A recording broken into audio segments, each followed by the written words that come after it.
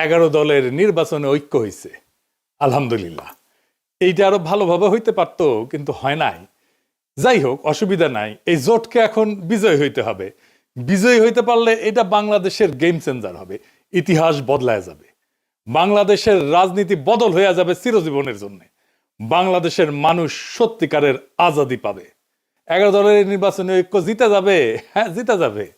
এইটা কওয়া যেতে পারে পিস অফ কেক, আপোষে ঘটতে পারে, যদি তারা রাইট স্ট্র্যাটেজি নিয়ে মাঠে থাকতে পারে। আর মাত্র 3টা সপ্তাহ। নতুন বাংলাদেশের দিশা দেখাইতে হইলে আপনার একদম নতুন স্ট্র্যাটেজি নিয়ে আগাইতে হবে। আমার স্ট্র্যাটেজি কলে ফুল প্রুফ, বন্দুকের গুল্লি মিস হইতে পারে, আমার স্ট্র্যাটেজি মিস হবে না। কিন্তু মুশকিলটা হইতেছে, আমি যেহেতু এই জোটের কেউ না, আমি তো হরিদাস পাল, তাই আমার এই ইউটিউব বানাই কইতে হইতেছে যে কেমনে এই স্ট্র্যাটেজিটা ইমপ্লিমেন্ট করবে। তাতে একটা মুশকিল আছে, এটা তো যায় না যাবে প্রতিপক্ষ।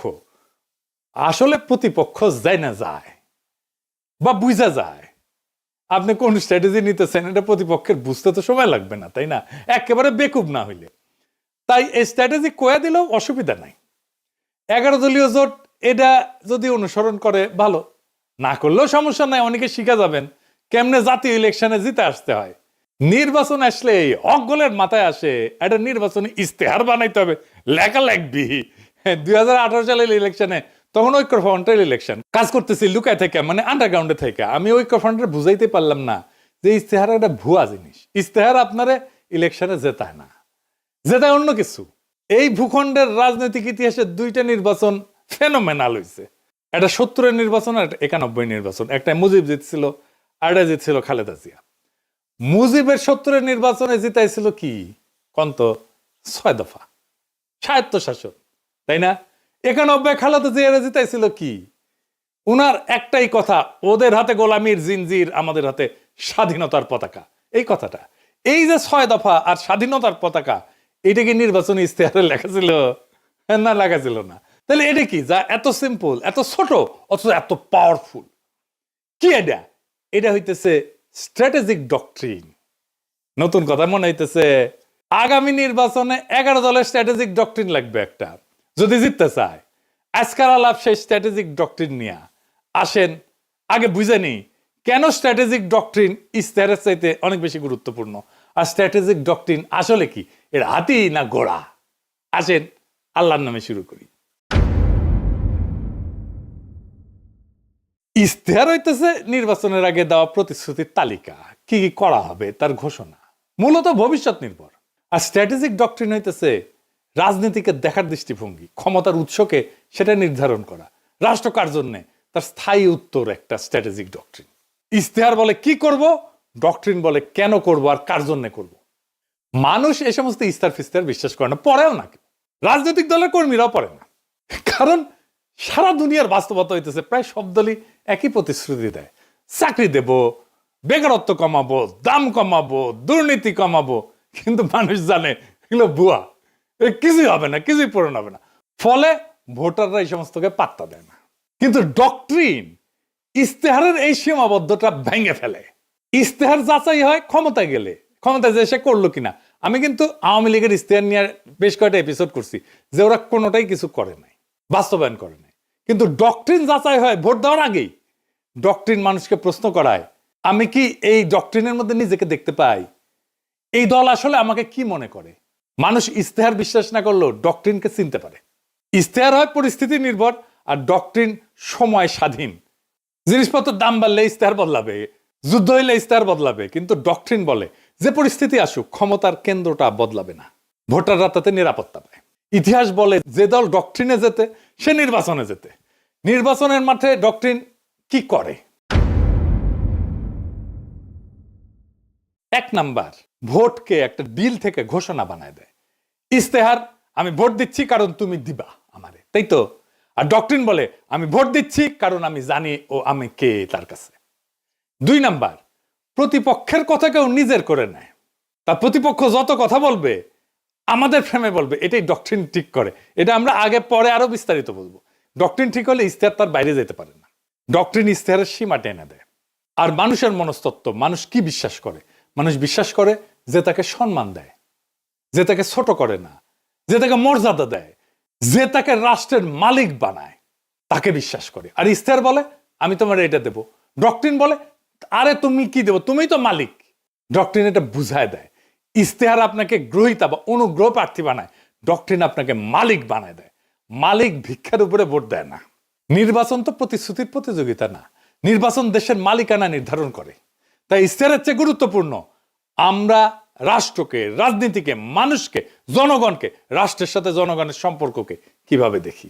নির্বাচনে মানুষ প্রতিশ্রুতিতে ভোট দেয় না, এটা বুঝতে হবে বাংলাদেশের পলিটিশিয়ানদেরকে। নিজের অবস্থানকে যে বুঝাই দিতে পারে তারে ভোট দেয়। আর যেই দল মানুষকে তার অবস্থান বুঝায় দেয় সেই দল ইস্তেহার ছাড়াই জয়ী হইতে পারে। ইস্তেহার ভুয়া জিনিস, ডক্ট্রিন আসল জিনিস। তাইলে 11 দলীয় জোটের বিজয়ের লক্ষ্যে স্ট্র্যাটেজিক ডক্ট্রিন কি হইতে পারে? আগে দেখে নেই বিএনপির স্ট্র্যাটেজিক ডক্ট্রিন কি এই নির্বাচনে, বলতে পারবেন?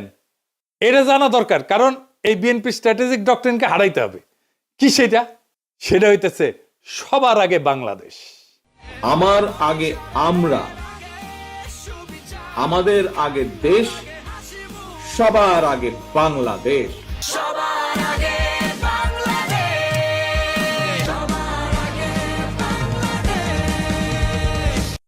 দেখেছেন উনারা সচেতন ভাবে করছেন কিনা এটা উনারাই বলতে পারবেন। তবে এইটা একটা plain and pure strategic doctrine বিএনপির। সবার আগে বাংলাদেশ এটা কেবল স্লোগান না, এটা একটা ডক্ট্রিনাল স্টেটমেন্ট। এইটাই ক্ষমতার উৎস নির্ধারণ করে। তাহলে এই ডক্ট্রিনাল স্টেটমেন্টের সমস্যা বের করতে হবে। সমস্যাটা কি এই স্লোগানের? সমস্যা বের করতে পারলে এইটারে ফাইট করা সহজ। আর এইটারে ফাইট করতে পারলে বিএনপি পুরা ক্যাম্পেইন কোলাপস করবে। আসেন এটা দেখে নিই, আমরা বিস্তারিত খুঁটায় খুঁটায় দেখব। তাইলে বুঝবেন এই সরল কথার মধ্যে কি গরল লুকায় আছে। গরল মানে জানেন তো, বিষ বিষ বিষ। তো দানের শীষের এই ডক্ট্রিনে কি বিষ লুকে আছে সেটা আমরা খুঁজে দেখি। সবার আগে বাংলাদেশ মানে বাংলাদেশ নামে একটা বিমূর্ত সত্তা আছে। সেই সত্তার যে স্বার্থ সেটা জনগণের উপরেও প্রাধান্য পাইতে পারে। অর্থাৎ জনগণ আগে না, রাষ্ট্র আগে। এটা একটা স্পষ্ট স্টেট ফার্স্ট ডক্ট্রিন। এটা শাসনের বৈধতা তৈরি করে। এই স্লোগান দিয়ে বলা হয় দেশের স্বার্থে সব কাজ করা হবে, ফলে অধিকার সীমিত করা, মত প্রকাশ দমন করা, কঠোর সিদ্ধান্ত নেওয়া, দমন পীড়ন করা সবই নৈতিকভাবে বৈধ হয়ে যায়। হাসিনার মতো। হাসিনাও এই একই ধরনের ডক্ট্রিনে বিলিভ করত, বিশ্বাস করত। এটারে বলা হয় ইংরেজিতে ইনস্ট্রুমেন্টাল লেজিটিমেসি ডক্ট্রিন, মানে উদ্দেশ্যের নামে পদ্ধতির বৈধতা। মানে উদ্দেশ্য হইতেছে আগে রাষ্ট্র, সবার আগে বাংলাদেশ। সেই জন্যে ওই সবার আগে বাংলাদেশকে রাখার জন্য যা যা পদ্ধতি আমি অ্যাপ্লাই করব সব বৈধ, সব সহি। এইটা জনগণকে সাবজেক্ট না অবজেক্ট বানায়, মানে জনগণ আর মালিক থাকে না, শাসিত হওয়ার বস্তু বানায় ফেলে। এই ফ্রেমে দেশ উপরে, জনগণ নিচে। জনগণ দেশকে সেবা দিবে, সেবা। জনগণ এখানে রাষ্ট্রের মালিক না, রাষ্ট্রের উপকরণ। এইটাকে প্যাটার্নালিস্টিক ডক্ট্রিনও বলা যায়, মানে অভিভাবক সুলভ শাসন ডক্ট্রিন বা অভিভাবকত্ববাদী রাষ্ট্রনীতি। এটা মানে কি? রাষ্ট্র নিজেকে জনগণের অভিভাবক মনে করে, আর জনগণকে দেখে অপ্রাপ্ত বয়স্ক, বুঝে না, নতুন, অক্ষম হিসাবে। এই এই সোনামণি বসো, জান তুই টেকে এখন নতুন নতুন। যাদের হয়ে রাষ্ট্র ভালো বুঝে সিদ্ধান্ত নেয়। এই ডক্ট্রিনে জনগণ মালিক না, তত্ত্বাবধানে থাকা ব্যক্তি, যার সম্মতি প্রয়োজনীয় না, আনুগত্যই যথেষ্ট। প্রশ্ন করাকে দেখা হয় অকৃতজ্ঞতা হিসাবে। Paternalistic doctrine. বোঝা গেছে হাসিনা বলতো অকৃতজ্ঞ জাতি।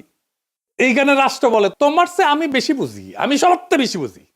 এই অভিভাবকত্ববাদী রাষ্ট্রনীতি এমন একটা শাসন দর্শন যেখানে জনগণ নাগরিকরা রাষ্ট্রের সন্তান। সন্তান বললে ভালো শোনায়, আসলে ওই অর্থে না আর কি, মানে অপ্রাপ্ত বয়স্ক জনগণ। দেখেন সবার আগে বাংলাদেশের ডক্ট্রিন কিন্তু পাল্টায় না কখনোই। মানে ধরেন যুদ্ধেও একই থাকে, সংকটেও একই থাকে, দমনেও একই থাকে। যুদ্ধও মানাবে এটা, সংকটও মানাবে, দমনেও মানাবে, কারণ দেশের জন্য সব যুক্তি খাটে। এটি ডক্ট্রিনের লক্ষণ। ডক্ট্রিন হয়ে উঠতে হইলে এরকম যে কোনো পরিস্থিতিতে এইটা কাজে লাগবে। এটা সীমা টানে না, ক্ষমতাকে অসীম কইরা দেয়। এই স্লোগানে কোথাও বলা নাই কি করা যাবে না, জনগণ কখন না বলবে, ক্ষমতার সীমা কোথায় বলা নাই, ক্ষমতা নিজেই তার সীমা ঠিক করে। এটা আনচেকড সোভার্নিটি ডক্ট্রিন, সীমাহীন সার্বভৌমত্বের ডক্ট্রিন। এইটা নিয়ন্ত্রণহীন সার্বভৌমত্ববাদী রাষ্ট্রনীতি। রাষ্ট্র নিজেই নিজেকে চূড়ান্ত ক্ষমতার উৎস মনে করে, যার উপরে জনগণের সম্মতি, জনগণের জবাবদিহিতা চাওয়ার অধিকার, এমনকি জনগণের এটা সীমা ঠিক করে দেওয়া, এটা কাজ করে না। এই ডক্ট্রিনে ক্ষমতার উপরে কোনো কার্যকর নিয়ন্ত্রণ থাকে না। রাষ্ট্রের স্বার্থ সব প্রশ্নের ঊর্ধ্বে। নাগরিক অধিকার এখানে শর্ত সাপেক্ষ হয়ে যায়। রাষ্ট্র বলে আমি সিদ্ধান্ত নেব, সীমা আমি ঠিক করব, তুমি কোন তেজপাতা, তুমি কোন। তার মানে সবার আগে বাংলাদেশ কোনো আবেগী স্লোগান না, এটা এমন একটা স্ট্র্যাটেজিক ডক্ট্রিন যা রাষ্ট্রকে জনগণের উপরে স্থাপন করে এবং ক্ষমতাকে সীমাহীন বৈধতা দেয়। তাইলে এই সবার আগে বাংলাদেশ এই স্লোগানের স্ট্র্যাটেজিক ডক্ট্রিনকে হারাইবেন কেমনে? এই প্রথম কৌশল হইতেছে এটাকে আক্রমণ করা যাবে না। আক্রমণ না করে হারানো যায়, খুব চমৎকার ভাবে হারানো যায়, অপরূপ ভাবে হারানো যায়, মোলায়েম ভাবে হারানো যায়। কারণ আপনি এটা ব্যাখ্যা করতে পারবেন না এখন কেন এটা খারাপ। আপনি জন ধরে বুঝাইতে পারবেন না, টাইম নাই, কইতে পারবেন না বুঝিছো এই স্লোগান কিন্তু তোমার স্লোগান। তাই এইটার কৌশল অন্য। কি সেই কৌশল? এই স্লোগানকে গ্রহণ করতে হবে। আমরা এটাকে গ্রহণ করতেছি কারণ রাজনীতিতে যে স্লোগান জনগণের মনে কিছুটা ঢুকে গেছে, সেটাকে ভাঙা সহজ হয় না, কিন্তু সেটাকে নতুন অর্থ দিতে পারলে জেতা যায়। আমরা এটাকে নতুন অর্থ দেব। তাইলে কি হবে? Counter narrative. কিভাবে আমরা এই কথাটাকে নতুন মিনিং দিতে পারবো, নতুন অর্থ দিতে পারবো? তাহলে আমাদের এমন একটা স্লোগান আবিষ্কার করতে হবে যেই স্লোগানের মানে এই বিএনপির স্লোগান সবার আগে বাংলাদেশের স্লোগানের অনিবার্য পরিণতি বলে মনে হয়, ডেস্টিনি বলে মনে হয়। কি হইতে পারে সেটা? সবার আগে বাংলাদেশের কাউন্টার ন্যারেটিভ হবে আমরাই বাংলাদেশ। ওরা বলবে সবার আগে বাংলাদেশ, আমরা বলবো সেটাই তো আমরাই বাংলাদেশ। এখানে কোনো ঝগড়া নাই, এখানে কোনো কনফ্রন্টেশন নাই, এখানে কোনো কন্ট্রাডিকশন নাই, এখানে আছে কমপ্লিশন, সম্পূর্ণতা। বিএনপি বলছে কি আগে, আমরা বলছি ওইটা আসলে কি, কেন আমরাই বাংলাদেশ। বিএনপির সবার আগে বাংলাদেশ স্লোগানকে আমরাই বাংলাদেশ স্লোগান সুপারসিড করে দেবে। এখানেই মূল খেলা। আমি এখানে কয়েকটা দিক ব্যাখ্যা করব কেমনে, কিভাবে এটাকে সুপারসিড করে দেবে। আসেন সেটা বুঝে দেখি, খুব মজা লাগবে। প্রথমে দার্শনিক ব্যাখ্যা, মানে পলিটিক্যাল ফিলোসফির ব্যাখ্যা। বাংলাদেশ জমি না, পতাকা না, সংবিধানে কাগজ না, বাংলাদেশ হলো মানুষের সমষ্টিগত রাজনৈতিক অস্তিত্ব। এখান থেকে আসে জনগণের সার্বভৌমত্ব। মানুষ মানে রাষ্ট্রের মালিক। তাই আমরাই বাংলাদেশ কোনো আবেগিক কথা না, এটা সার্বভৌমত্বের ঘোষণা। বিএনপি দেশকে একটা বাইরের বস্তু হিসেবে দেখে, আমরা দেশকে নিজেদের পরিচয় হিসেবে দেখি। 2 নাম্বার রাষ্ট্রনৈতিক ব্যাখ্যা বা স্টেট লজিক। বিএনপির ফ্রেম রাষ্ট্র আগে, রাষ্ট্র সিদ্ধান্ত নেয়, মানুষ উপকারভোগী। আমাদের ফ্রেম মানুষ আগে, মানুষ সিদ্ধান্ত নেয়, রাষ্ট্র মানুষের যন্ত্র। এইখানে ক্ষমতার কেন্দ্রটা বদলায় যায়। এইটাকে বলে সাবজেক্ট শিফট। বিএনপি বলে আমরা দেশ চালাবো, আমরা বলি আমরাই দেশ। এই অবস্থান থেকে কাউকে হারাইতে গেলে বলতে হয় তুমি দেশ না। এইটা তো সে বলতে পারবে না। রাজনীতিতে এর চেয়ে আত্মঘাতী কথা আর নাই। 3 নম্বর হইতেছে পলিটিক্যাল স্ট্র্যাটেজির ব্যাখ্যা। এটারে বলা হয় ক্লাসিক ফ্রেম হাইজ্যাকিং। বিএনপি যতবার বলবে সবার আগে বাংলাদেশ, ততবার তারা আসলে বলবে আমরা আগে। তারা নিজেরাই জনগণকে কেন্দ্র বানাবে, আমাদের ফ্রেম রিপিট করবে। এটারে বলা হয় নো এসকেপ ন্যারেটিভ। ওরা কথা বললেই আমার ভাষায় কথা বলবে। 4 নম্বর হইতেছে মার্কেটিং ব্যাখ্যা, পলিটিক্যাল মার্কেটিং আর কি, মানে পণ্যের মার্কেটিং না। বিএনপির স্লোগান অ্যাবস্ট্রাক্ট প্রোডাক্ট সেন্ট্রিক, মানে মানুষ শুধু সমর্থন করে। আমাদের স্লোগান আইডেন্টিটি বেসড, মানুষ নিজেকে এটার ভিতরে দেখতে পায়। মানুষ পোস্টারে লিখবে আমরাই বাংলাদেশ, কারণ এটা স্লোগান না, এটা সেলফ আইডেন্টিটি স্টেটমেন্ট। মানুষ যেটা নিজের পরিচয় মনে করে ওইটার সাথে বিশ্বাসঘাতকতা করে না। বোঝা গেছে? খুব সিম্পল 2টা শব্দ, বিধ্বংসী। আপনাদের মনে আছে আওয়ামী লীগের জয় বাংলা স্লোগানটারে ক্যাপচার কইরা ধ্বংস করে দিছিলাম। আগে ক্যাপচার করছি, তারপরে ধ্বংস করে দিছি, ডেস্ট্রয় করে দিছি। বেশি দিন আগের কথা না, মনে আছে না? যেই স্লোগান তাদেরকে উদ্দীপ্ত করার কথা, সেই স্লোগানটাকে আগে ক্যাপচার কইরা ধ্বংস করে দিছিলাম একেবারে পুরাপুরি। এই টেকনিকে এবার আসেন ইলেকশন জার্নির আর্ক। সেটা আবার কি? এটা আসলে কি? নয়া নয়া জিনিস করছেন দাদা। কঠিন মনে হচ্ছে, আরে কঠিন না, সেল চালাইয়া বুঝে যাবেন। আসেন সেল চালাইয়া বুঝে নেই।